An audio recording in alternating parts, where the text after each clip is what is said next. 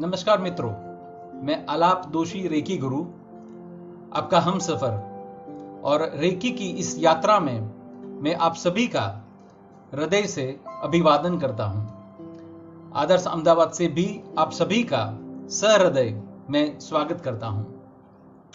दोस्तों, रेकी के हमने 5 सिद्धांतों को जो देखा और हमारे 3 अलग अलग जो श्रेणी थे, जो पहलू थे, उस पहलू को हमने बड़ी बारीकी के साथ देखा, समझा।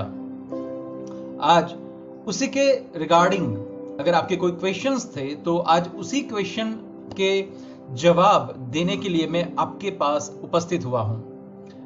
दोस्तों, मुझे दिल से एक बार कहना पड़ेगा कि आप लोगों का जो प्रतिभाव है, आप सबने जो मुझे इतना हृदय से सराहा है और मेरे जितने भी वीडियो अभी तक हुए उसमें आपने जो पार्टिसिपेट किया और आपने जितने भी क्वेश्चंस डाले हुए हैं वो सारे के सारे बड़े ही अच्छे हैं। लेकिन समय की मर्यादा और कुछ क्वेश्चंस ऐसे हैं कि जो बार बार रिपीट होते हैं, उसकी वजह से हम उस क्वेश्चन को दूसरे के क्वेश्चन के साथ हम साथ में ही जोड़ देंगे।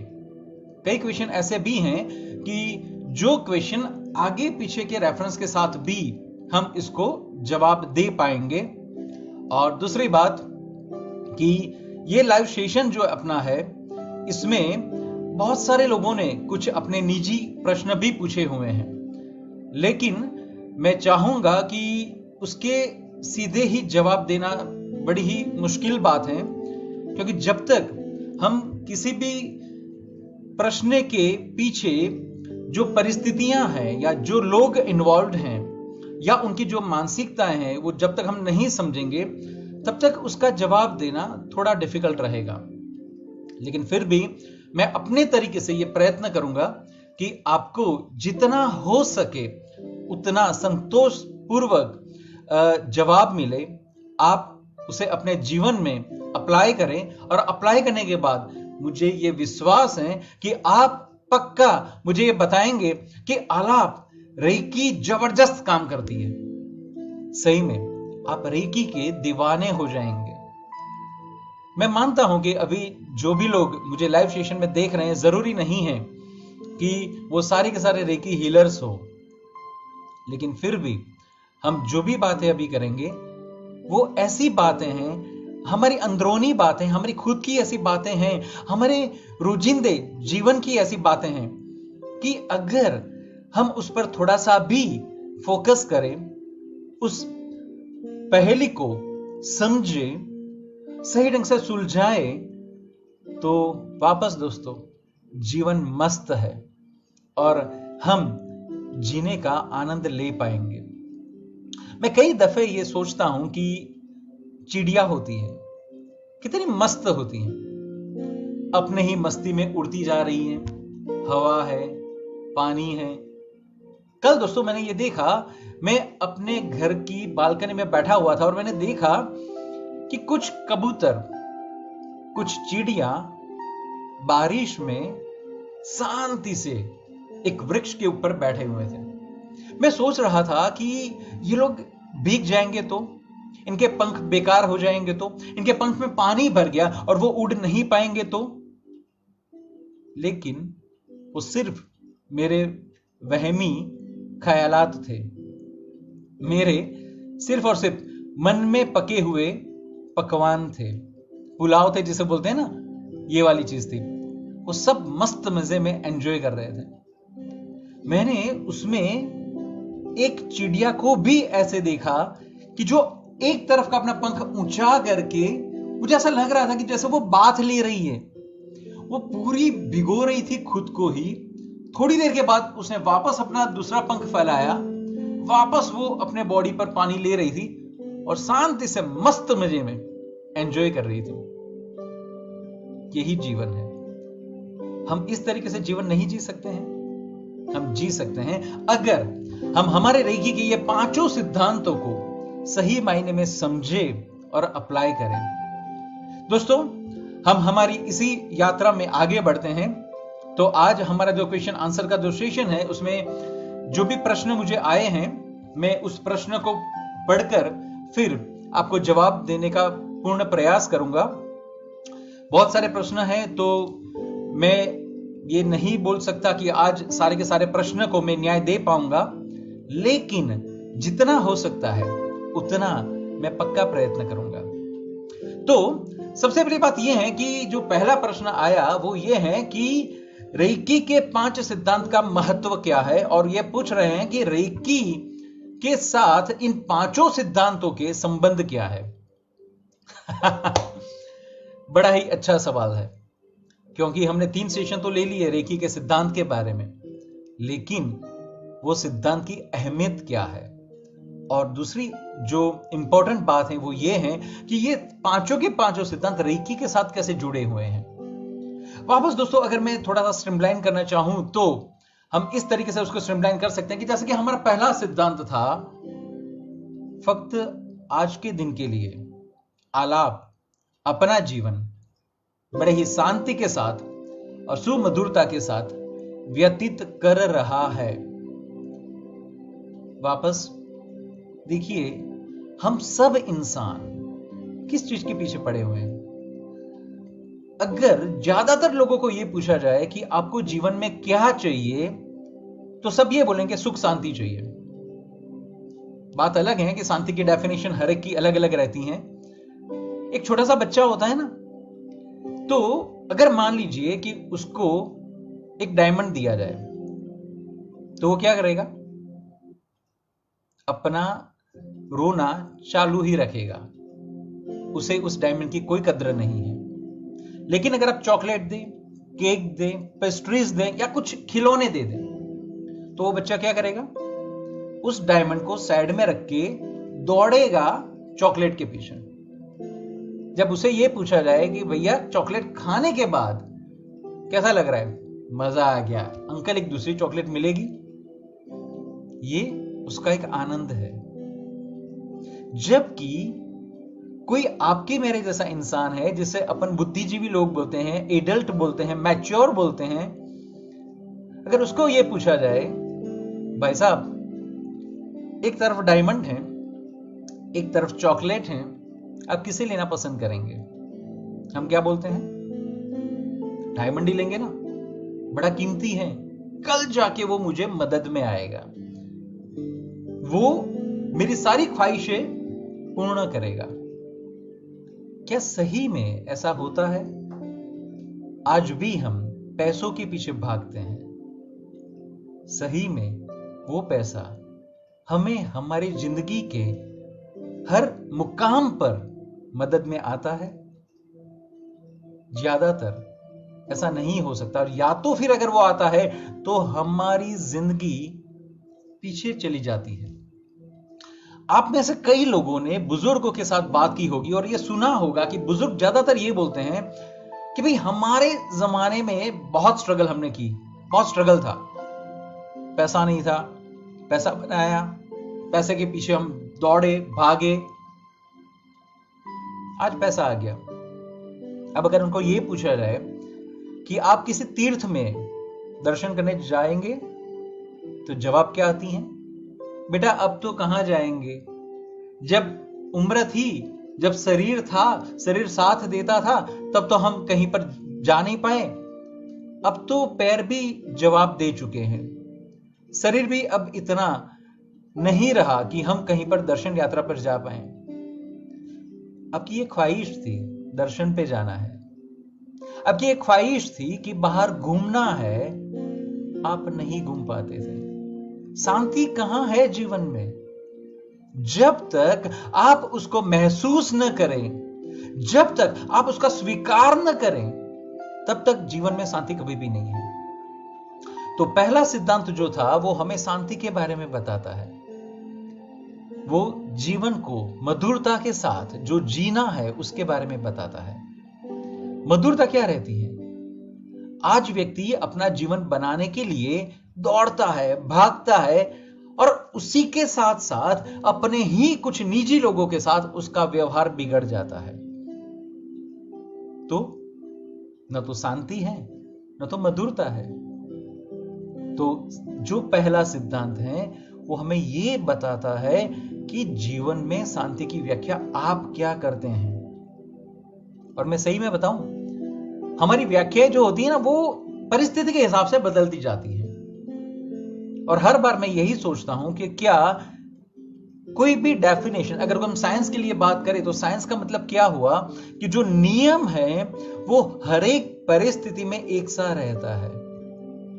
तो क्या हमने जिस शांति की व्याख्या की है, जिस जीवन का मधुरता के साथ हमें जीना है, उसकी व्याख्या हमेशा एक रहती है या हम उसको बदलते रहते हैं?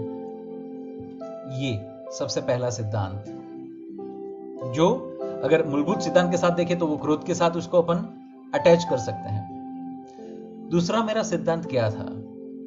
फक्त आज के दिन के लिए आलाप अपना जीवन बड़े ही आनंद के साथ, खुशी के साथ व्यतीत कर रहा है।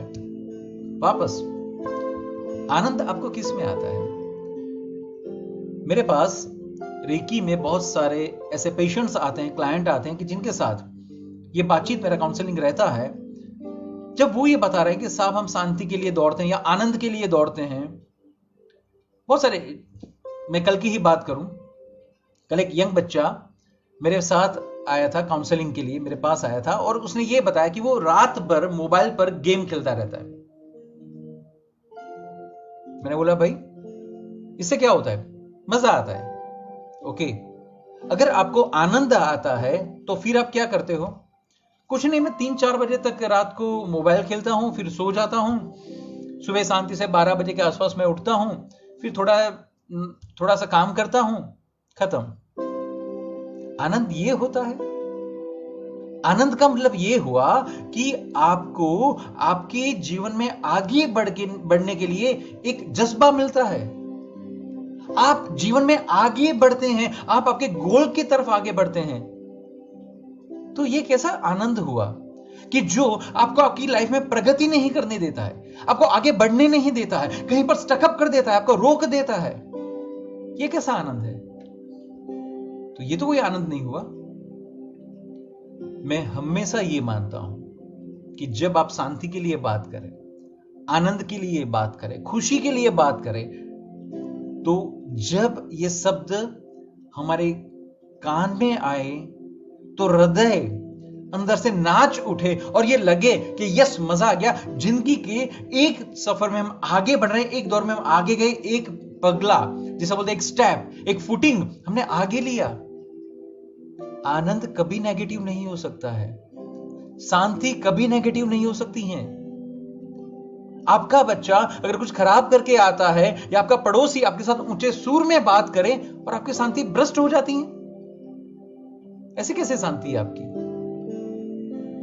ऐसा कैसा आनंद है आपका? आप जाते हैं मूवी देखने के लिए, मूवी देखकर आने के बाद क्या होता है? मूवी देखा, खाना खाया, खत्म, दूसरे दिन वापस वही उदासीन वाली जिंदगी। तो मूवी के पीछे आपने जो टाइम इन्वेस्ट किया, टाइम जो वेस्ट किया, उसका जुर्माना कौन भरेगा? मैं ऑलवेज ये मानता हूं कि जब आप खुशी की बात करें, आनंद की बात करें, शांति की बात करें, ये सारे के सारे हमारे ऐसे इन्वेस्टमेंट हैं कि जो कल जाके हमें मल्टीप्लाई होके एक अच्छी सी जिंदगी देंगे। आपको लग रहा है आज आपकी जिंदगी अच्छी है? अगर नहीं है तो ये सिर्फ और सिर्फ एक थ्योरी है, ये एक कंसेप्ट है और इस कंसेप्ट को हमें स्वीकार करना ही पड़ेगा। ज्यादातर लोग इसके लिए बहुत सारी आर्ग्यूमेंट करते हैं, लेकिन जिंदगी आपकी है, जीना आपको है। आप सोचिए कि आप कैसे जीना चाहते हैं। तो चिंता की जगह खुशी, आनंद।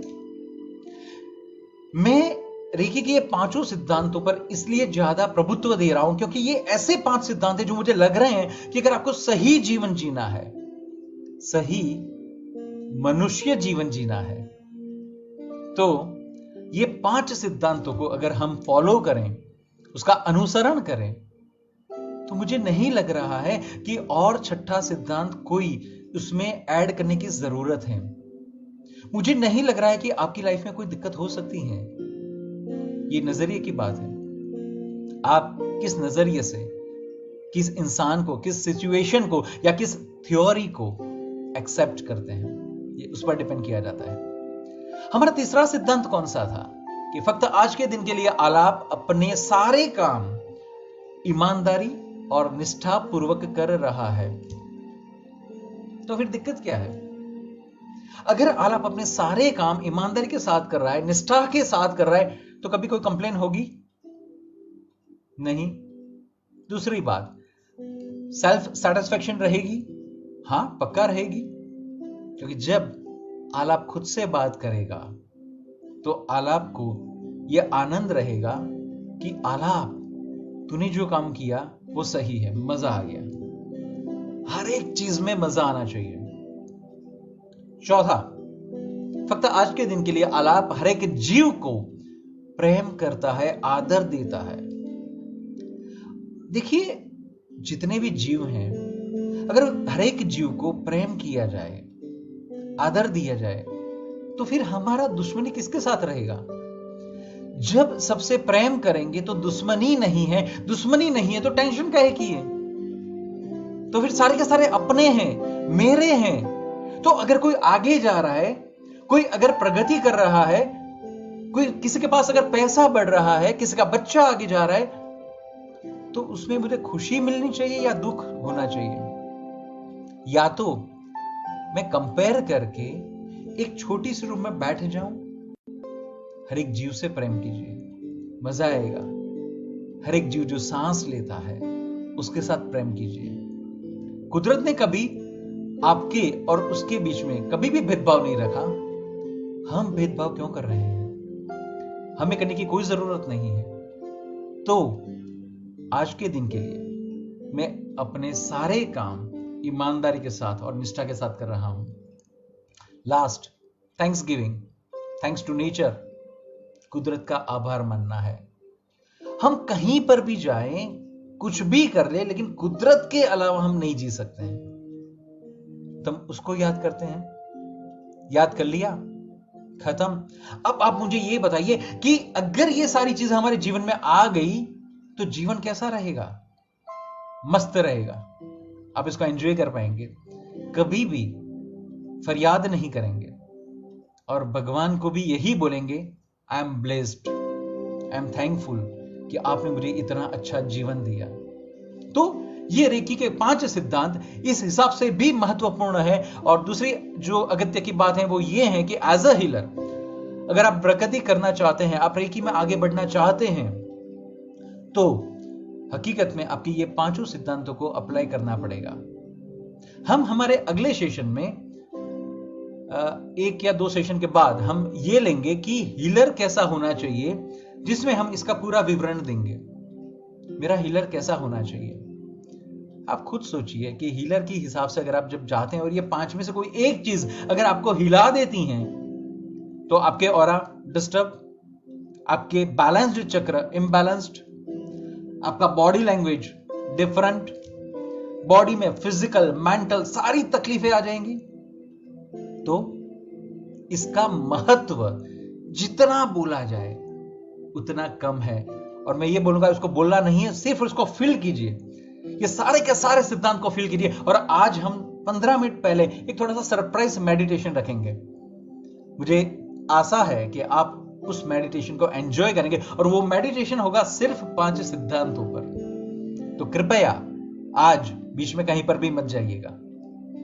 हमारा दूसरा जो प्रश्न है, वो दूसरा प्रश्न ये है कि आप ये बता रहे हैं कि वर्तमान सिचुएशन में ही हमें जीना है, लेकिन अब्दुल कलाम जी ने हमें यह बताया कि सपने देखने चाहिए। Excellent question. मैं मानता हूं कि ये जिन्होंने भी ये क्वेश्चन पूछी है यंग होंगे, पक्का। शरीर से होना जरूरी नहीं है, मन से यंग होंगे, युवान होंगे। मैं थोड़ा सा क्लैरिफाई कर दूं कि अब्दुल कलाम जी ने जो ये बताया, इसका मतलब ये था कि आप सपने अवश्य देखें, लेकिन इसका मतलब ये नहीं था कि आप अपना सारा जीवन भविष्य के लिए ही डाल दें।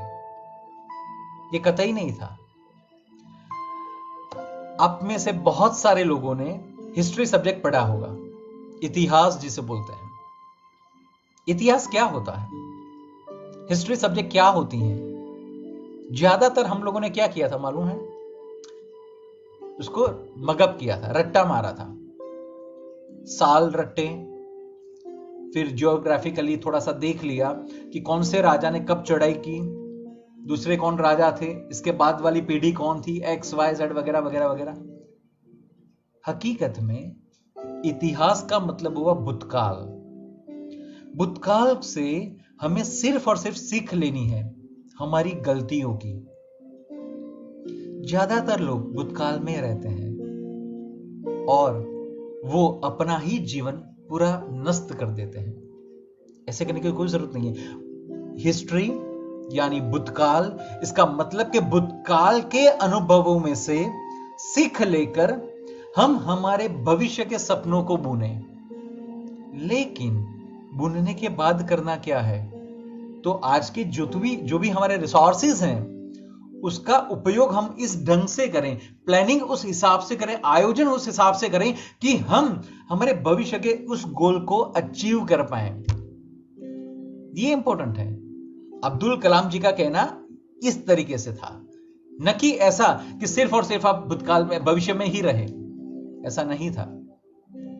एक इंसान ने दूसरा क्वेश्चन मुझे यह बताया कि आपने जो बताया हम मानते हैं कि वर्तमान में जीना चाहिए, लेकिन क्या करें, हम वर्तमान में नहीं जी सकते हैं। हमने ये देखा ज्यादातर वो क्वेश्चन में कुछ ऐसे ही लिख रहे हैं कि आप जो ये बता रहे हैं कि हमें वर्तमान में जीना चाहिए, लेकिन हम वर्तमान में नहीं जी पाते हैं और उसकी वजह से भूतकाल का गुस्सा और भविष्य की चिंता रहती है। तो कृपया आप हमें यह बताइए कि हम वर्तमान में कैसे रहें। प्रश्न में जवाब छुपा हुआ है। अगर आप देखें तो प्रश्न में यह बताया गया कि भूतकाल जो है उसकी वजह से गुस्सा रहता है, तो भूतकाल हमारे लिए काम का नहीं है। भविष्य के बारे में बात करें तो भविष्य के बारे में यह बता के वो चिंता रहती है, तो वो भी काम का नहीं है। तो बचा कौन सा काल आपके पास? वर्तमान। सिंपल। आपको आपकी थ्योरी बदलनी होगी, आपको आपकी विचारधारा बदलनी होगी। आज तक हम क्या करते आए हैं? आज तक हमने जो लोगों की विचारधारा थी, जो समाज की विचारधारा थी, सिर्फ उस पर ध्यान दिया और सबने यही बताया कि भूतकाल के बारे में सोचना चाहिए। मैं कई बार माता जी के साथ या घर में भी कई बार बातचीत होती है, तो जो बुजुर्ग लोग होते हैं वो व्यवहार की किताब निकालते हैं। व्यवहार का मतलब कि जैसे किसी का शादी हो गया, बच्चा हुआ या कोई एंगेजमेंट हुआ, तो उस टाइम पर हमारे रिलेटिव ने हमें कितना व्यवहार दिया, आशीर्वाद के रूप में हमें क्या दिया, नकद दिया, कोई गिफ्ट दिया, वो निकालते हैं। जब उनके घर कोई प्रसंग आती है सामने वाले के घर पर, तो बुक निकाली जाती है, उसमें से पढ़ा जाता है कि रमेश भाई ने तुम्हारी मैरिज में 21 रुपया नकद दिया था। तो इसका मतलब यह हुआ कि हम 51 से ज्यादा नहीं दे सकते हैं। मुझे बड़ी हंसी आती है उस टाइम पर। हंसी इसलिए आती है कि आप जो बात कर रहे हैं वो 20 साल पहले की है। आज सिनारियो अलग है और आपके रिलेशंस को पैसों से कैसे माप तोल सकते हैं? एक तरफ आप ये बता रहे हैं कि महंगाई बढ़ रही है, तो क्या उस टाइम पे ये सोच नहीं आ रही है कि जब 21 रुपए का उन्होंने जो नगद दिया था, आज 51 रुपीज हम दे रहे हैं, कितना वाजबी है? नंबर 2, हमारे संबंध पैसों पर निर्भर नहीं करते हैं। हो सकता है उस टाइम पर हमारे रिलेशन इतने निकट के ना हो, आज निकट के अगर है तो हो सकता है उस टाइम पर हमारा सिचुएशन पैसों के हिसाब से सही था, तो शायद तक उनका सिचुएशन सही नहीं था। उन्होंने अपना जो बेस्ट था वो हमें शायद तक दिया था। आज अपना सिचुएशन है, शायद तक उनका नहीं है, तो क्या यह हमारा फर्ज नहीं बनता है कि हम उनको उस तरीके से रिवॉर्ड वापस दें? ये भूतकाल। तो वर्तमान में अगर आप नहीं जी सकते तो मुझे यह बताइए कि भूतकाल आपको कितना मजेदार वक्त देता है। कितना मजा देता है। भूतकाल ज्यादातर हमें पेन देता है, सिवाय कि कुछ ऐसे सिचुएशंस हैं, जैसे कि फैमिली टाइम हमने स्पेंड किया था, उसकी जो फोटोग्राफ्स हैं, हमने जो मैरिज या कोई भी फंक्शन सेलिब्रेट किया था, उसकी जो फोटोग्राफ की जो सारी किताबें, जो बुक हैं, आज उसको देखते तो मजा आता है, आनंद आता है। भूतकाल उस तरीके से सही है। भविष्य की बात करें, परसों एक बुजुर्ग मेरे से मिलने के लिए आए थे। उनकी कुछ कंफ्यूजन थी, फैमिली प्रॉब्लम थी। मैं डिटेल में वो शेयर नहीं करना चाहूंगा, लेकिन मैं सिर्फ ऐसा बता दूं, बुजुर्ग की सिंपल सी प्रॉब्लम ये थी कि उनके 2 बच्चे थे, 2 बच्चे हैं। बुजुर्ग के पास जितना भी पैसा है, मिलकत है, प्रॉपर्टीज हैं, तो बुजुर्ग ये सोचते हैं कि अलाप भाई, मुझे क्या करना चाहिए? मुझे टेंशन हो रही है कि आज समाज खराब है, कल जाके बच्चे बिगड़ गए और उन्होंने मेरी सेवा न की, कल जाके उन्होंने मेरे से मेरा वेल्थ, मेरा जो प्रॉपर्टी है वो सब हड़प लिया। आप तो देखते ही हैं, न्यूज़पेपर में भी इतना सारा आता है। मैं थोड़ा सा हंसा। हंसने के बाद मैंने बुजुर्ग से यह बात की, महाशय, आप जिन 2 बच्चों की बात कर रहे हैं वो आपके हैं या किसी और के हैं? वो थोड़े शॉक हो गए और मुझसे पूछते हैं कि आलाप भाई, मैं अपने ही बच्चों की बात कर रहा हूं। मैंने बोला अच्छा, ठीक है। मैंने बोला, साहब, आप आपके बच्चों की बात कर रहे हैं, जिनको आपने जन्म दिया, शिक्षण दिया, अनुभव दिया, एक लायकात दी समाज में कहीं पर खड़े रहने की। आज आप खुद उन बच्चों पर अविश्वास करते हैं। अगर आप करेंगे तो लोगों का क्या है? तो लोग तो करेंगे ही करेंगे। दूसरी बात, मैं मानता हूं कि न्यूज़पेपर में ऐसी बहुत सारी न्यूज आती हैं कि जहां पर ऐसा होता है कि बच्चों ने कुछ गलत तरीके से माता पिता की प्रॉपर्टी को ले लिया, लेकिन उस दौरान क्या कोई अच्छा किस्सा न्यूज़पेपर में नहीं आता है कि बच्चे अपनी किडनी बेचकर भी माता पिता की सेवा करते हैं? बच्चों ने माता पिता के लिए अपने करियर की कुर्बानी दे दी। बच्चों ने माता पिता के लिए अपना जो भी लाइफ का एंबिशन था, जो ड्रीम था, उसको ठोकर मार दी। वो बुजुर्ग कुछ नहीं बोल पाए। बस मेरा भी यही कहना है, चिंता भविष्य के बारे में जब हम चाहते हैं तो भविष्य आपने और मैंने नहीं देखा। आपके पास सिर्फ आज है, वर्तमान है। भविष्य को सिक्योर करके चले। आप कुछ विल वगैरह ऐसा बना लीजिए कि जिसकी वजह से आपकी प्रॉपर्टी आपके पास रहे, खत्म। ऐसा नहीं कर सकते हैं। और क्यों हमारी सोच, हमारा ध्यान सिर्फ और सिर्फ नेगेटिव जो भी न्यूज है उसी पर जाती है? क्यों कभी अच्छी न्यूज पर नहीं जाती है? आज हमारे फैमिली में एक बुजुर्ग हैं जिनका डेट, जिन्होंने बाहर से जो भी धिराण लिया था, फाइनेंस लिया था, उनके बच्चे ने बहुत सा फाइनेंस मेहनत करके अपने पिताजी को दिया और पिताजी ने उसको बहुत कम कर दिया। ऐसे भी बच्चे हैं। जो इनका क्वेश्चन था कि फक्त आज में ही क्यों जीना है, वर्तमान में ही क्यों जीना है, तो यार वर्तमान में ही जियो ना। यही तो मजेदार बात है। भूतकाल को आप बदल नहीं पाएंगे। भविष्य की जो आप बातें कर रही हैं, कोरोना चल रहा है अभी, आप क्या कर सकते हैं? आप क्या रहे हैं? सिंपल, अगर आप रिसर्चर हैं तो रिसर्च कीजिए कोरोना को कैसे महात किया जाता है। अगर आप रिसर्चर नहीं हैं तो आप डॉक्टर हैं या जो भी कोई डेजिग्नेशन पर है, समाज को सेवा दीजिए। ऐसा कोई नहीं है। आप सिंपल से एक नॉर्मल इंसान हैं तो आप खुद की ऐसी प्रिकॉशन लीजिए कि कोरोना आपको नहीं हो, खत्म। लेकिन चिंता किए जाए, हाय कोरोना हो गया, अब क्या होगा, मेरा क्या होगा, सब मर रहे हैं। जितने लोग मर रहे हैं उसके सामने कितने लोग ट्रीटमेंट लेकर वापस भी तो आए हैं, जिनको हमने कोरोना वॉरियर्स का दर्जा दिया है। चिंता क्यों कर रहे हैं? आगे के क्वेश्चन पे हम चलते हैं।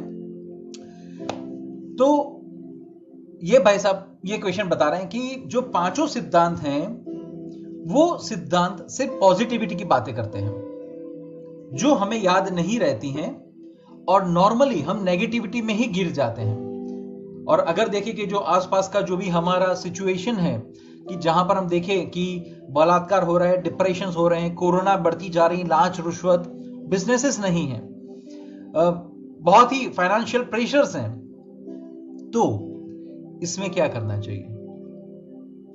ठीक है, मैं हमेशा अपने हर एक क्लाइंट को, हर एक पेशेंट्स को यही बोलता हूं, सोच वही होनी चाहिए जो आप में एक पॉजिटिव जज्बा ऐड करे, आपको जीवन जीने का एक नया तरीका सिखाए, एक नई सोच दे, तो आप ये कीजिए। सिंपल। भाई साहब ने जो प्रश्न किया कि सारा का सारा पॉजिटिव है लेकिन थॉट नेगेटिव आ जाती हैं, मैं कभी एक अच्छा सा मैं एक एक्सपेरिमेंट बताना चाहूंगा।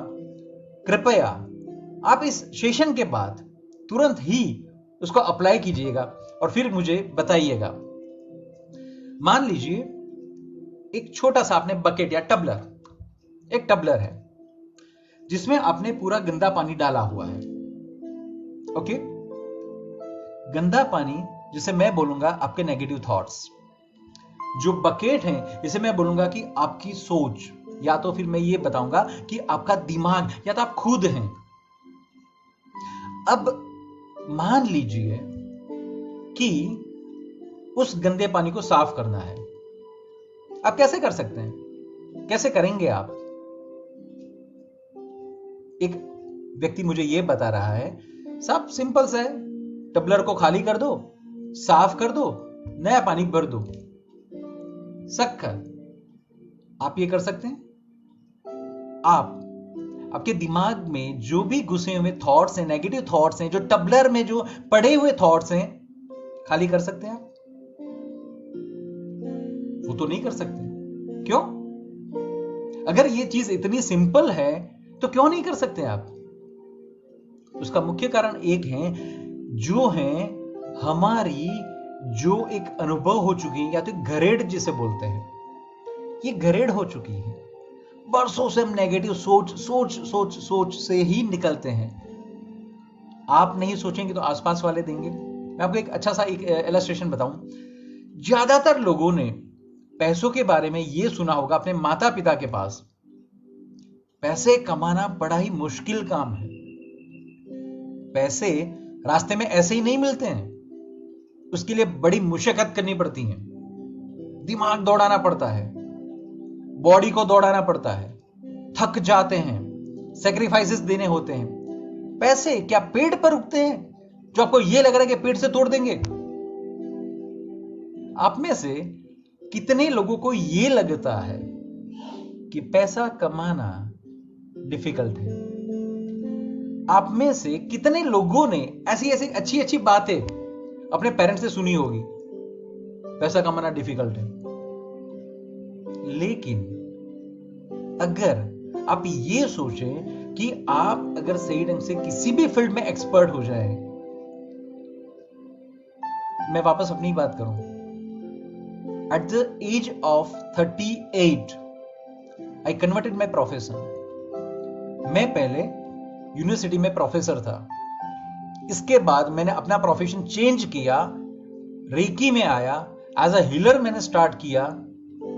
जब सब ये बोलते हैं कि यार तू पागल है, 38 की एज में आप चेंज नहीं कर सकते हैं, तुम्हारे घर में बच्चे हैं, जवाबदारियां हैं, तुम्हारे पास इतना पैसा नहीं है, बट अगर आप चाहे तो कर सकते हैं।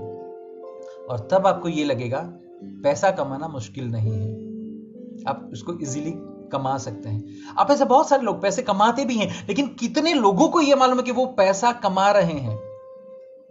टाइम ही नहीं है उसको समझने के लिए, उस पैसे को एंजॉय करने के लिए।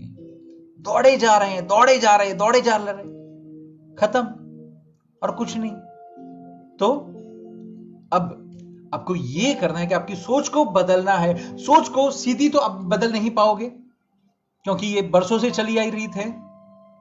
अब एक काम कीजिए, उस टबलर में एक स्वच्छ पानी का गिलास जो है स्वच्छ पानी का 1 गिलास अंदर डालिए, क्या होगा? टबलर में से पानी बाहर गिरेगा। आप क्या बोलेंगे? आलाप, ये अभी भी खराब है, पानी खराब है, अच्छा नहीं हुआ। रिलैक्स, जल्दबाजी मत कीजिए। वापस दूसरा गिलास लीजिए, उसको डालिए, तीसरा, चौथा, पांचवा, छठा, 15वां, 20वां, 50वां। फिर मुझे आप बताइएगा एक्सपेरिमेंट में आपको क्या देखने को मिला। आप देख पाएंगे टबलर में से सारी जो गंदगी थी, गंदा पानी था, वो निकल गया होगा और अच्छा पानी अंदर रहा होगा। इसका मतलब आप ये मानते हैं कि जो खराब सोच आप लेके बैठे हुए हैं, या तो जो भविष्य की चिंता या भूतकाल की जो भी कुछ चीजें हैं, या आपकी जो भी कंसेप्ट्स हैं, सिर्फ एक पॉजिटिव थॉट के साथ वो बदल सकती हैं? कतई नहीं हो सकता है, टाइम लगता है। खराब सोच को यहां पर दिमाग में बिठाने के लिए भी टाइम लगा होगा, लेकिन ये हमें अंदाजा नहीं है। या तो फिर इतने सारे लोगों ने हमें खराब सोच दे दी कि हमें वो मालूम ही नहीं है कि हर रोज हर एक व्यक्ति आके हमको वो ठोक रहा था, वो अंदर फीड हो चुकी है।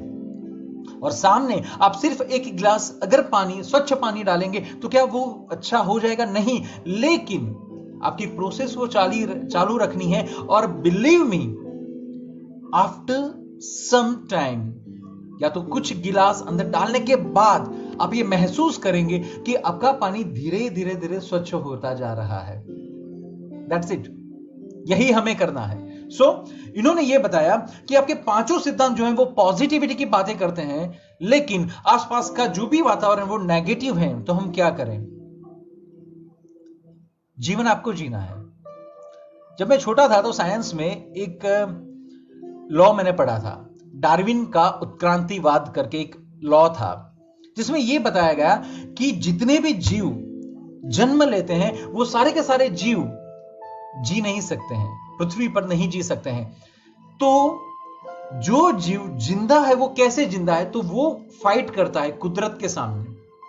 कैसे? कुदरत के हिसाब से वो खुद को ढाल लेता है, और दूसरा कोई जीव जब उसको खाने आता है तो वो उसके साथ फाइट करता है। सिंपल। तो अगर आज की सिचुएशन खराब है तो उसमें अगर आपको जीना है, तो मैं ये नहीं बता रहा हूं कि आप भी खराब हो जाएं, लेकिन कम से कम अच्छी सोच का फैलावा तो करें। आप देख लीजिए कि आज की तारीख में भी जितने भी अच्छे लोग हैं, जिन्होंने अच्छे अच्छे एनजीओ के काम किए या समाज के लिए कोई काम किया, जब भी स्टार्ट किया तब पोजीशन क्या थी? चारों तरफ बदबू थी, खराब थॉट्स थे, बच्ची को मार डालना, बच्ची को शिक्षण नहीं देना।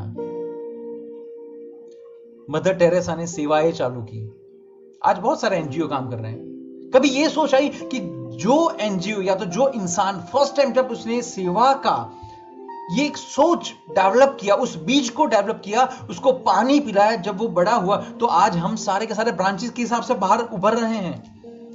आज सोसाइटी में बहुत सारे चैरिटी के कामकाज हो रहे हैं, लेकिन उसका श्रेय किससे जाता है? अच्छी थॉट को जाता है। समाज बदल सकता है, आप खुद बदल सकते हैं, लेकिन आपको आप पर विश्वास होना चाहिए, जज्बा होना चाहिए। आज दोपहर 12:30 बजे मैंने एपिक चैनल पर एक कुछ टॉपिक पर आ रहा था, वो देखा। मैं सीरियल का नाम तो मैं भूल गया, मुझे याद नहीं है, लेकिन कुछ वेणुगोपालन या ऐसा करके कोई व्यक्ति थे जिन्होंने फीमेल के जो पैड आते हैं, सैनिटाइज पैड आते हैं, सैनिटरी पैड्स, वो बनाना चालू किया, समाज को अवेयर किया। और वो सिर्फ एडवर्टाइज नहीं, उसको धंधा नहीं करना था, उसको उन्होंने ये स्टेटमेंट दी कि धंधे में मुझे रुचि नहीं है, लेकिन मेरा रुचि यह है कि जितने भी ऐड आते हैं टीवी पर वो सिर्फ धंधा करते हैं। उन्होंने कभी फायदा बताया कि ये पैड यूज करने का क्या फायदा है? हाइजीन साइड बताई, क्या हाइजीन है? बहुत सारी ऐसी लड़कियां हैं, बहुत सारे गांव में ऐसी औरतें हैं जिनको ये आज तक मालूम नहीं है कि सैनिटरी पैड होता क्या है। हमारा समाज आज भी ऐसे पीछे कि जहां पर वो शेयर नहीं कर सकते हैं, हम मेल के साथ ये बात नहीं कर सकते हैं। जबकि आप मेडिकल स्टोर में जाते हैं तो ज्यादातर लोग आपको मेडिकल पर्सन में कौन होते हैं? मेल होते हैं। औरतें उनसे बात नहीं कर सकती हैं। हम यहां की बात नहीं कर रहे हैं कि जहां पर आज गूगल है हमारे पास, या बहुत सारी ऐसी हमारे पास इंफॉर्मेशन सेंटर्स हैं, लेकिन आज भी गांव में ऐसे सेंटर्स नहीं हैं। वो खुद के बनाए हुए पेड पहनते हैं, जिससे कितनी इन्फेक्शंस होती हैं। I always like to watch Akshay Kumar advertise. आप लोगों ने भी वो बहुत बार देखी होगी कि जहां पर वो नो स्मोकिंग की जो एड आती हैं, एक इंसान हॉस्पिटल के बाहर है और बता रहा है कि बीवी अंदर कुछ जो भी लेडीज प्रॉब्लम है उसके लिए अंदर है, और अक्षय कुमार उनको ये जताते हैं कि यार तू जो बीड़ी पीता है, जो सिगरेट पीता है, उससे कितनी नुकसान है, और अगर उसी पैसे में सैनिटरी पैड अगर भाभी जी को दिया जाए तो उनका हेल्थ अच्छा हो सकता है। ये वर्तमान की सिचुएशन है। तो हम ऐसे बहुत अच्छे काम कर सकते हैं। मैंने कल एक आर्टिकल पढ़ा था जिसमें एक रिक्शा वाला इंसान, साउथ इंडिया की मैं बात कर रहा हूं, रिक्शा वाला इंसान है जो सुबह 10 से रात को 8:30 बजे तक रिक्शा चलाता है। उसकी जो भी कुछ इनकम होती है, और फिर रात को 10:30 से लेकर, माफ कीजिएगा, 11:30 से लेकर 1:30 बजे तक वो फूड कलेक्शन के लिए जाता है। अगर मान लीजिए आपके घर में फूड ज्यादा बची है तो आप उनको फोन कर दीजिए, वो मुफ्त में आके लेके जाएगा, और वो फूड वो गरीब लोगों को बांटता है। एटीएम के पास जो भी सिक्योरिटी है या जो भी गरीब बस्ती है उनको बांटता है। तो उसने तो ये खराब चीजें नहीं देखी कि समाज इतना खराब हो चुका है। आज हम बात करें व्यापार की, अगर वही चिंता की हम बात करें जो नेगेटिव है, व्यापार नहीं हो रहा है, आप क्या कर सकते हैं? अगर कुछ कर सकते हैं तो कीजिए, नहीं कर सकते हैं तो खामखा बैठे बैठे क्यों खुद का ही एक्सप्लॉयटेशन कर रहे हैं? क्यों आपके साथ वाले लोगों की एक्सप्लॉयटेशन कर रहे हैं? क्यों अपनी फैमिली की पूरी बॉन्डिंग को तोड़ रहे हैं? और आपको यह लग रहा है कि आप जो भी बिजनेस कर रहे हैं वो सिर्फ और सिर्फ आपकी बदौलत है? उसमें बहुत सारे लोग जुड़े हुए हैं, आप अकेले नहीं हैं। तो अगर आपको जीवन में आगे आना है, वर्तमान में जीना है, तो सबसे पहली बात, पॉजिटिविटी को पकड़िए, नकारात्मकता को बाय बोल दीजिए। आएगा, क्योंकि हम आज से ही तो नर्सरी चालू कर रहे हैं। हम 12th स्टैंडर्ड में अभी तक नहीं पहुंचे हैं, तो वापस आएगा, वापस नेगेटिव थॉट्स आएंगे, लेकिन उस टाइम पे खुद को जगाना है और खुद से बात करनी है। आलाप सिर्फ और सिर्फ पॉजिटिव, और हो सकता है, और आपके सामने ऐसे बहुत सारे इंसान हैं, बहुत सारे ऐसे एग्जाम्पल्स हैं कि जहां पर आपने ये देखा हुआ है कि बहुत सारे लोग सिर्फ और सिर्फ पॉजिटिव थॉट्स के साथ आगे बढ़े हैं और वो सक्सेस हैं। हम क्यों नहीं हो सकते हैं? हम क्यों बुराई के रास्ते पर जाके ही ये बोलते हैं कि नसीब ने साथ नहीं दिया, मेरे लाइफ में सक्सेस नहीं, आई एम अ फेलियर? ऐसा नहीं हो सकता है, और फेलियर भी एक टाइप का सक्सेस है। बहुत सारे ऐसे आपको वीडियोस वैसे मिल जाएंगे। हम हमारे सेशन में आगे बढ़ते हैं। एक इंसान ने बड़ी अच्छी बात मुझे यहां पर पूछी हुई है कि क्रोध तो करना ही पड़े ना, गुस्सा तो करना ही पड़ेगा। अगर आप गुस्सा नहीं करेंगे तो आसपास के लोग आप पर हावी हो जाएंगे। आप गुस्सा नहीं करेंगे तो आपके जो लोग हैं, जो नौकर हैं, आपके जो सर्वेंट्स हैं, आपके जो एम्प्लॉई हैं, वो आपके माथे पर चढ़ जाएंगे। वो अपने काम ईमानदारी के साथ नहीं करेंगे।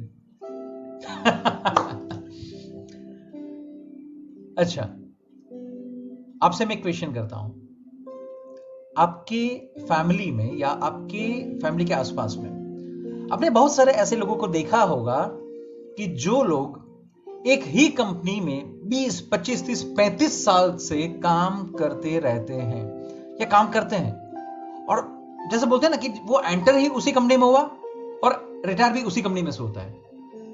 ऐसा कैसे हो सकता है? मुझे समझ में नहीं आ रहा है। प्रेम से, क्या हर बार उस इंसान की जरूरत होती है इसी के लिए वो आपके साथ टिका रहता है? क्या उसका ईगो नहीं होगा, उसका सेल्फ रिस्पेक्ट नहीं होगा, सेल्फ एस्टीम नहीं होगा? और 35 साल जॉब करने के बाद उसको ये तो समझ में आता है कि उसकी एक्सपर्टाइज हो चुकी है, मार्केट ओपन है, तो वो आपको छोड़ के पक्का किसी और के साथ जा सकता है। क्यों ऐसा नहीं हो रहा है? आपका प्रेम। जरूरी नहीं है कि आप क्रोध करें, गुस्सा करें तो ही काम होता है। प्रेम से भी आप काम कर सकते हैं। मेरा बेस्ट फ्रेंड है, उसके वहां एक लड़का काम कर रहा है। मेरा फ्रेंड हिंदू है, जो लड़का काम कर रहा है वो मुसलमान है। कैसे ऐसे कैजुअली मेरा एक बार उस लड़के के साथ बात हुआ था। मैं बता दूं कि उस लड़के के पास खुद की जमीनें भी बहुत है। बोल सकते हैं कि वो मेरे फ्रेंड के पास जितना पैसा है उससे ज्यादा पैसा शायद तक उस लड़के के पास है। लेकिन जब वो छोटा था तब से वो मेरे फ्रेंड के साथ काम कर रहा था। मैंने ऐसे ही उसको पूछ लिया कि यार जब तेरे पास इतना पैसा है खुद का थोड़ा कुछ कर ले। उसने मुझे बड़ा अच्छा सा जवाब दिया, आलाप भाई હું છે ને નોકરી ત્યારે જ છોડીશ કે જ્યારે મારા શેઠ મને ના કહેશે, અને એ પણ લખી રાખજો આલાપભાઈ કે જે દિવસે એ નોકરી છૂટી એના પછી હું કોઈ બીજાના ત્યાં नौकरी नहीं करूं। समझ आ रही है ये बात? इसका मतलब क्या है? कब क्यों वो इंसान आपके साथ जुड़ा रहता है? एक बार प्रेम तो कीजिए। जरूरी नहीं है कि आप क्रोध से ही बात करें, शांति से बात कीजिए, प्रेम से बात कीजिए। यही बात होती है बच्चों के लिए। ठीक है, हमने क्रोध कर लिया, परिणाम क्या है? आज आप खुद को पूछिएगा हमारे जितने भी रिलेशंस हैं, हर एक रिलेशन में अगर हम क्रोध न करें या हम प्रेम से बात करें तो हमें आनंद किस में आता है, सामने वाले इंसान को किस में आनंद आता है, और साथों साथ रिलेशन की बॉन्डिंग कौन से सिचुएशन में ज्यादा बढ़ती है? प्रेम से। आज बहुत सारे बच्चे घबरा चुके हैं, अलग राह पे चले हैं, सुसाइड करते हैं, गलत गलत चीजें करते हैं, सीखते हैं। क्यों? अगर आज घर में से उनको प्रेम मिलेगा तो वो आपसे सारी बातें शेयर करेंगे, और शेयर करने के बाद वो कतई गलत रास्ते पर नहीं जाएंगे। आपका बच्चा घबराता है आपसे बात करने के लिए, आपके घर के लोग घबराते हैं आपसे, आपका एम्प्लॉय घबराता है आपसे। ऐसे कैसे चलेगा? हम ऐसे कैसे इंसान हैं? मैं आपको बताऊं, जानवर में भी एक खूबी होती है, जब उसको भूख लगती है तभी वो शिकार करता है, और जब वो शिकार के मूड में आता है तब दूसरा जानवर उससे डरता है, बाकी नहीं डरता है। जबकि हम इंसान ऐसे कैसे जी रहे हैं कि हमारे साथ वाले लोग हमसे डर डर के बात कर रहे हैं, वो अपनी दिल की बात नहीं बोल सकते हैं। ऐसा क्यों हो रहा है? सिंपल। आगे का जो क्वेश्चन है, हम तो सबसे प्रेम करते हैं, लेकिन अगर सामने वाला हमें धुतकारे, हमें पागल समझे, हमारा मिसयूज करे तो हमें क्या करना चाहिए? सबसे पहले आपको यह तय करना है कि आप कौन हैं।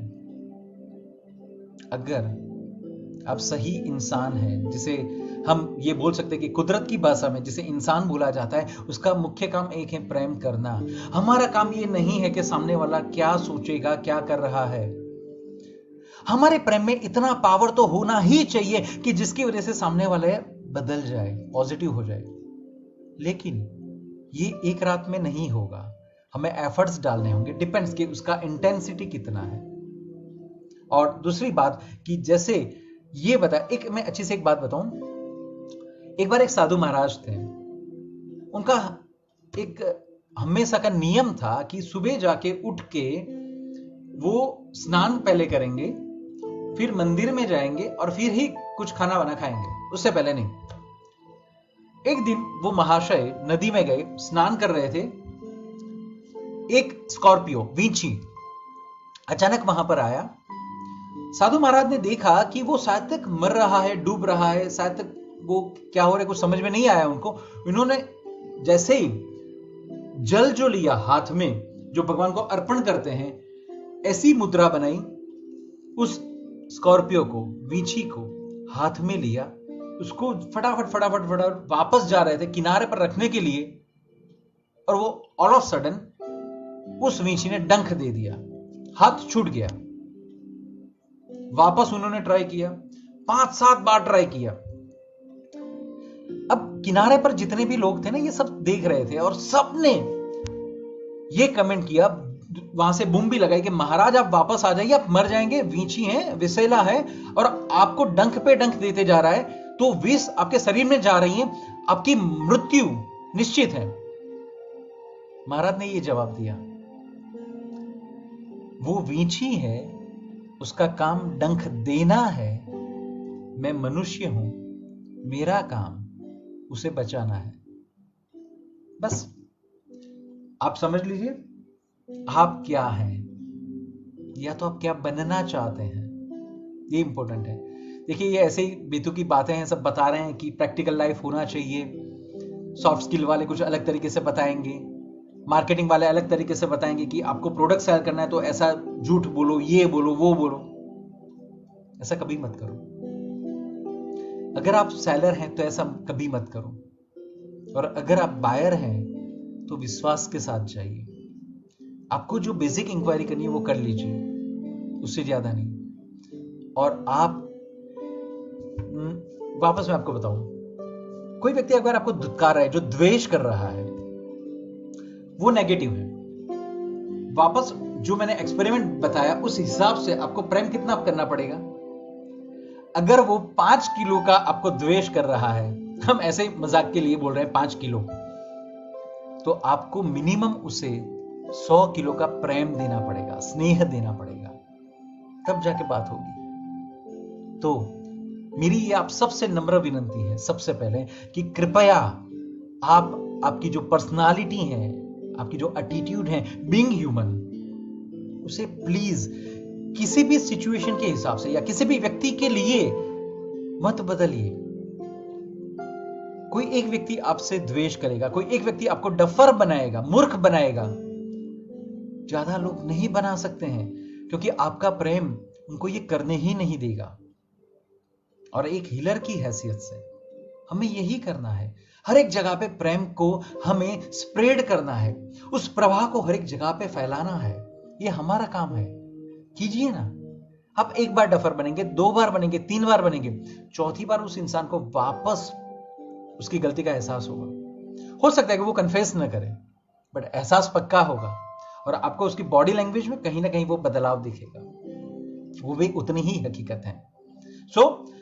एक बात, एक दूसरा क्वेश्चन है जिसमें यह पूछा गया कि भाई भविष्य की चिंता तो करनी ही पड़े। मैं वापस आपको बताऊं कि चिंता और चिंतन में फर्क है। हमें भविष्य के लिए चिंतन करना है, चिंता नहीं करनी है। और अगर आपको यह लग रहा है क्रोध करने से, चिंता करने से, बेईमानी के साथ काम करने से, किसी के भी साथ वैर द्वेष भाव रखने से अगर आपकी लाइफ अच्छी हो सकती है, हो रही है, तो कीजिए। लेकिन लाइफ में एक्सपेरिमेंट करते रहिएगा, तब जाके आपको यह समझ में आएगा कि क्या हकीकत में यही एक तरीका है, यही एक सलीका है जीने के लिए। हम अपने दूसरे चरण में आगे बढ़ते हैं। जो भी कुछ क्वेश्चंस हैं, किसी ने मुझे यह पूछा हुआ है कि आपने बताया हर एक जीव से प्रेम करो, तो कुछ जानवर ऐसे हैं, पशु पंखी ऐसे हैं कि जिसको देखने से ही हमें बीक लगती है, डर लगता है, तो प्रेम कैसे करें? बात एकदम सही है। अब जैसे मान लीजिए शेर को देख लिया तो फिर प्रेम कैसे करेंगे अपन? लेकिन बात यह भी सही है कि आप अगर उस जीव के प्रति प्रार्थना करें, उसको शांति से देखें, और अगर उसको डिस्टर्ब न करें, तो वो जीव कतई आपको डिस्टर्ब नहीं करता है। ये वन का एक नियम है, ये जंगल का एक नियम है। आप किसी भी फॉरेस्ट अधिकारी से ये बात कर सकते हैं, उनसे पूछ लीजिएगा। ज्यादातर इवन एक चींटी भी होती है ना, तो भी जब तक आप उसको डिस्टर्ब नहीं करेंगे वो आपको काटती नहीं है। तो बस बात यही है, हमें यही समझना है कि हर एक जीव, हम कई बार ये बोलते हैं जैसे हमारा अधिकार है जीने के लिए। जैन धर्म में उसके लिए एक अच्छा सा प्रोवर्ब भी है, जियो और जीने दो। ऐसा कैसे हो पाएगा? सिर्फ ये एक वाक्य है। हम कई बार बहुत सारे अच्छे अच्छे शब्द का प्रयोग करते हैं, लेकिन वो कतई उसकी डेप्थ हम नहीं समझते हैं। न तो वो यहां से निकलता है, सिर्फ निकलने के लिए निकल जाता है। तो ऐसे कैसे चलेगा? आप सबसे पहले जो जीव हैं, अगर उस जीव के प्रति अगर प्रेम करेंगे, और दूसरी बात जो मैंने आपको बताई वो सही है कि अगर आप उसको डिस्टर्ब नहीं करेंगे तो वो आपको डिस्टर्ब नहीं करेंगे। आप खुद को पूछिए, आज जितनी भी सीमेंट की इमारतें बन रही हैं, जहां जहां बन रही हैं, क्या वो सारे के सारी जगह हमारी थी? ऐसा नहीं लग रहा है कि हमने कुदरत के सामने कहीं ना कहीं एक रिवेंज वाला मोड ले लिया है? तो कुदरत भी हमारे साथ रिवेंज मोड में आ चुकी है। हम कुदरत का अपोज कर रहे हैं। आज हम सारे जंगलों को नष्ट कर रहे हैं, तो वो जानवर कहां जाएंगे? आपके घर में ही तो आएंगे ना। हकीकत में हमने उनका हक छीना हुआ है, वो हमारे हक को नहीं छीन रहे हैं। आज मेडिकल में अगर हम बात करें तो जो भी रिसर्चेस हो रही हैं वो जानवर पर हो रही हैं। और जब भी आप किसी जानवर को मारें, कृपया एक बार आप देखिएगा कि आपकी बॉडी में जितने भी फुर्जे हैं, कुदरत ने आपको जितने भी अंग दिए हैं, सारे के सारे अंग उस जीव में हैं। अगर आप किसी भी अपने बॉडी का एक अंग को तोड़ देंगे, मरोड़ देंगे, क्या होगा आपका? उस जीव का भी ऐसा ही है। तो हम क्यों उसको तोड़े, क्यों हम उसको मारें? हमें नहीं मारना है। एक छिपकली है, छिपकली को देख के ज्यादातर लोग डरते हैं, लेकिन क्या वो छिपकली आपको डिस्टर्ब करती है? ये आपका भ्रम है, ये आपका वहम है, ये आपकी चिंता है। अब भविष्य में सोच लेते हैं कि अगर हम यहां पर बैठे, छिपकली ऊपर से गिरी तो? अब तक कितनी बार छिपकली गिरी? हम जब भविष्य की बातें करते हैं, जब चिंता की बातें करते हैं, तो वापस एक प्रश्न यह भी कीजिए कि आज तक आपने जितनी भी चिंताएं की हैं, जितने भी खराब फ्यूचर देखे हैं, उसमें से कितने फ्यूचर, कितनी चिंताएं फलीभूत हुई हैं? ज्यादातर 1 या 2, उससे ज्यादा कुछ नहीं। कितनी बार छिपकली गिरी? कॉकरोच को देखकर हम डर गए। कितनी बार कॉकरोच ने आके आपको काटा? एक्चुअली कॉकरोच तो काटता ही नहीं है। तो महाराष्ट्र के गांव में हर एक व्यक्ति अपने घर में सांप रखता है एज अ पेट एनिमल, और वो अपना एक फैमिली मेंबर है, ऐसे उसको रखते हैं। ऐसा है। तो अगर हम उनसे प्रेम करेंगे तो वो भी हमसे प्रेम करेंगे। सिर्फ हर एक चीज जो भी होती है वो एक थॉट प्रोसेस होती है, वो एक फिलॉसॉफी होती है। तो इस फिलॉसॉफी को अब आपको समझना है कि कितना सही है, कितना गलत है। मैं मानता हूं आपके दिमाग में बहुत सारे आर्ग्यूमेंट्स आएंगे, लेकिन वापस आप सेल्फ एनालिसिस कीजिएगा कि कितने आर्ग्यूमेंट सही हैं। क्या सारे के सारे आर्ग्यूमेंट आपके सही हैं? क्या उसका कोई ऑप्शन नहीं है? क्या उसका कोई अल्टरनेटिव नहीं है? आप जान पाएंगे कि नहीं, 90%, 95% आपकी जो भी फिलॉसॉफी है वो गलत है। और ऐसे ही हर एक धर्म में सबसे प्रेम करने की बात नहीं की गई है। तो प्रेम करो, घृणा मत करो, द्वेष मत करो। छिपकली पसंद नहीं आ रही है, मन से प्रेयर करो कि प्लीज आप निकल जाइए।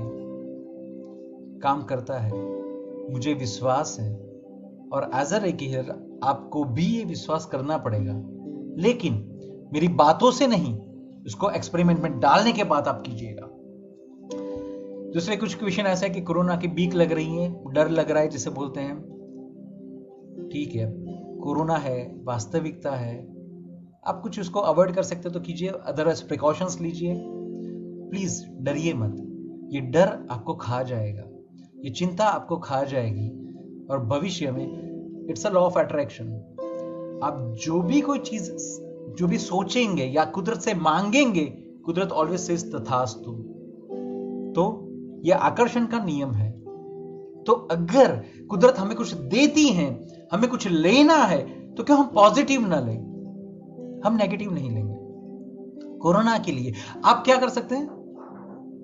प्रिकॉशंस ले लिया, फिर एक काम कीजिए, जो कोरोना के जीवाणु है उसको प्रार्थना कर सकते हैं, जगत कल्याण की प्रार्थना कर सकते हैं कि इस विश्व में से कोरोना का जो उपद्रव है वो उपद्रव शांति से नाबूद हो जाए, या नाबूद हो रहा है, या तो जो भी जीवाणु है वो अपने अपने फॉर्म में, उनको जहां से आए वहीं पर वापस चले जाएं।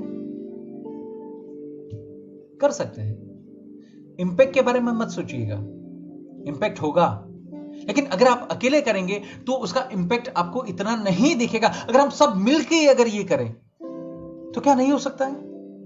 हो सकता है, हम कर सकते हैं। तो फिर डरने की बजाय, देखिए आप डरते तो हैं, 24 घंटे उसी में निकालते हैं, तो उसमें निकालने की बजाय क्या हम ये नहीं कर सकते कि हम अच्छी सोच को डेवलप करें कि ये उपद्रव कम होता रहा है, कम हो रहा है, जगत अपना आगे प्रगति कर रहा है, ये भी तो कर सकते हैं ना। तो क्यों हम नकारात्मक सोचें? दूसरे ने ये बताया कि मेरे हस्बैंड डॉक्टर हैं और वो कोरोना की वजह से उनको जाना पड़ता है, तो मुझे बहुत टेंशन रहती है, डर रहता है, वापस चिंता। आपको ये सोचना चाहिए कि आपके जो हस्बैंड हैं वो कितना अच्छा काम कर रहे हैं, तो आप उनको सराहिए, आप उनकी प्रिकॉशंस लीजिए और आप उनके लिए जितना हो सके उतना सही सही सोचिए, अच्छा अच्छा सोचिए, तो काम करेगा। चिंता करेंगी तो भी कुछ नहीं होने वाला है। तो मान लीजिए अच्छा सोचेंगी तो भी नहीं होगा, तो छोड़िए, क्यों इतना कर रही है? ऐसा मत कीजिए।